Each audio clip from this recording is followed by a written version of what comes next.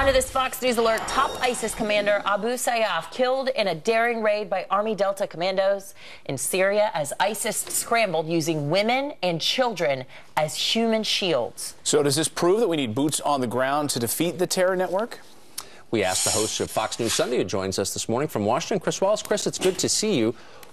What does this suggest our strategy is? Who does the administration want to run Iraq and Syria at the end of all of this?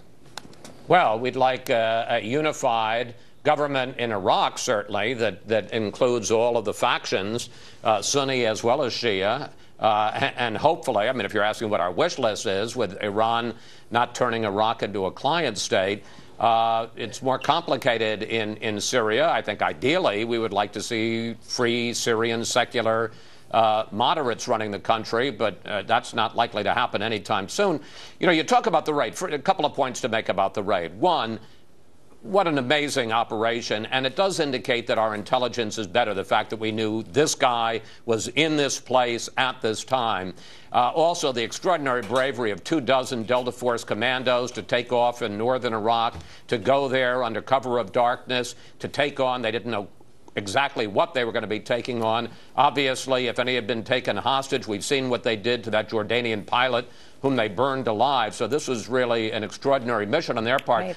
On the other hand, it's a big difference sending 24 people there on a specific commando raid and saying, therefore, we should invade Syria. First of all, I don't think that the American people and certainly the American Congress would stand for it. But we do have to get boots on the ground. There's no question about it. Right. Hopefully not American boots. And one of that raises the question, why isn't the U.S. doing more, for instance, to arm the Kurdish Peshmerga, their military force, or the Iraqi army, or has it been more robust in arming Syrian moderates over the course of the last years of the civil war? But I don't think we want to put 10,000 U.S. troops on the ground in Syria. Some of the big questions you'll be asking Senator Marco Rubio on foreign policy and more on the show. What else will you be talking with him about this morning? Well, a lot. I mean, Marco Rubio, I think, is absolutely in the top tier of candidates. We sat down with him yesterday, talked to him for about half an hour in depth. He says he's the candidate of generational change. We'll talk to him about what his new ideas are. We'll talk to him about, as you say, foreign policy. We'll talk about his changing position on immigration. He was for comprehensive immigration reform. Now he says we got to do border enforcement first. We'll talk a lot about Hillary Clinton, and we also dig into his personal life. Extraordinary story. He says he believes in the American dream because he's lived the American dream. We'll talk about that at the top of the hour. Check your local listings for Fox News Sunday in your town. Chris Wallace, great to see you this morning. Thanks so much.